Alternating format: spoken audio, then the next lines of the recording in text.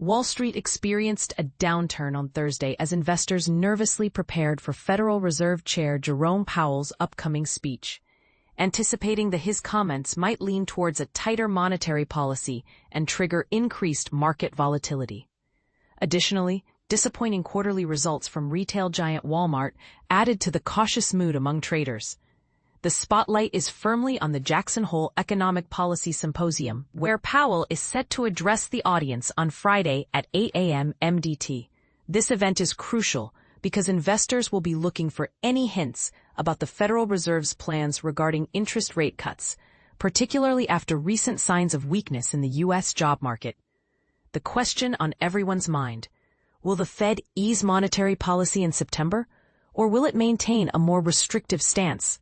Sam Stovall, chief investment strategist at CFRA Research, pointed out that while there is still about an 80% chance the Fed might reduce rates, this expectation is increasingly uncertain and being factored into current market behavior.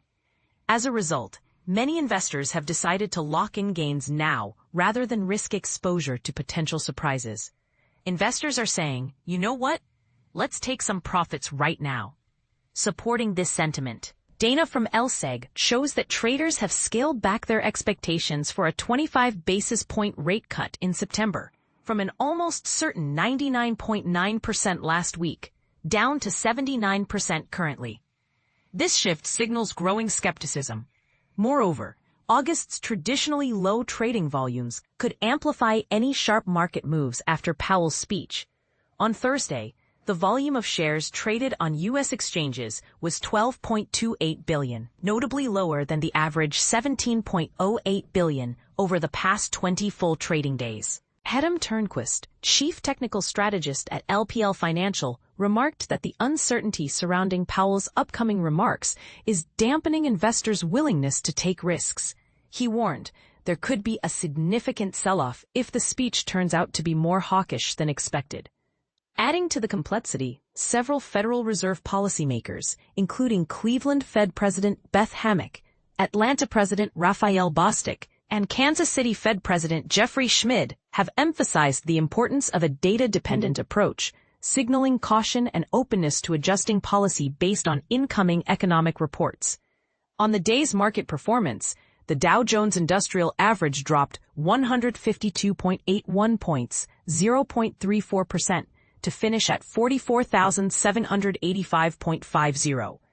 The S&P 500 declined by 25.61 points, 0.40%, closing at 6,370.17, while the tech-heavy Nasdaq Composite fell 72.54 points, 0.34%, ending at 21,100.31. Economic reports painted a nuanced picture. A private survey suggested business activity accelerated in August, reflecting a challenging landscape for the Fed ahead of its September meeting. Separately, sales of previously owned U.S. homes unexpectedly increased in July.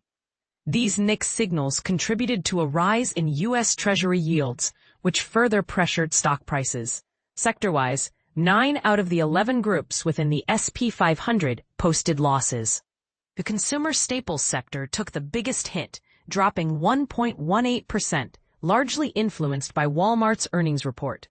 Although Walmart raised its forecast for annual sales and profits, buoyed by strong consumer demand across income groups, it missed quarterly profit estimates and warned investors of higher costs due to tariffs. This mix of positive sales growth but rising expenses unsettled investors, causing Walmart shares to plunge 4.5%. The retail sector remained under a microscope this week as investors also digested results from other big names like Target and Home Depot, seeking insight into how U.S. tariffs might be affecting consumer spending patterns. Chris Zaccarelli, chief investment officer at Northlight Asset Management, summed it up by saying, "There's a somewhat mixed outlook within the consumer space and uncertainty about the overall economy, whether it's job security or price increases due to tariffs." Earlier in the week, a sell-off in technology stocks seemed to lose momentum, yet heavyweights like Nvidia, Meta, Amazon.com, and Advanced Micro Devices continued to trade lower. This dip suggests investor concerns that tech shares, which surged after hitting lows in April, may now be overvalued. Adding to the worry is increasing regulatory scrutiny from Washington, which some fear could hamper innovation and growth within the sector. In other notable market movements, Coty shares tanked 21.4% following the beauty products company's revised forecast for weaker sales in the current quarter, citing cautious U.S. consumer spending. The New York Stock Exchange saw a greater number of declining stocks compared to advancing ones, with a ratio of 1.6 to 1. On the NYSE, 124 new 52-week highs were recorded alongside 46 new lows. The S&P 500 posted 6 new highs and no new lows, while the Nasdaq Composite reported 63 new highs and 101 new lows. But here's where it gets controversial. While many investors anticipate a rate cut from the Fed in the near term, there is growing skepticism about whether such an easing is truly justified based on the mixed economic data. Could these cautious voices be right to temper expectations? Or will the Fed surprise by delivering relief to markets? Is current market volatility signaling deeper economic challenges, or simply short-term uncertainty? We'd love to hear your take. Do you agree with the view that the risk of a hawkish Powell speech is undervalued, or are investors rightly cautious?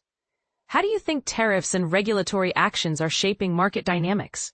Share your thoughts and join the discussion below.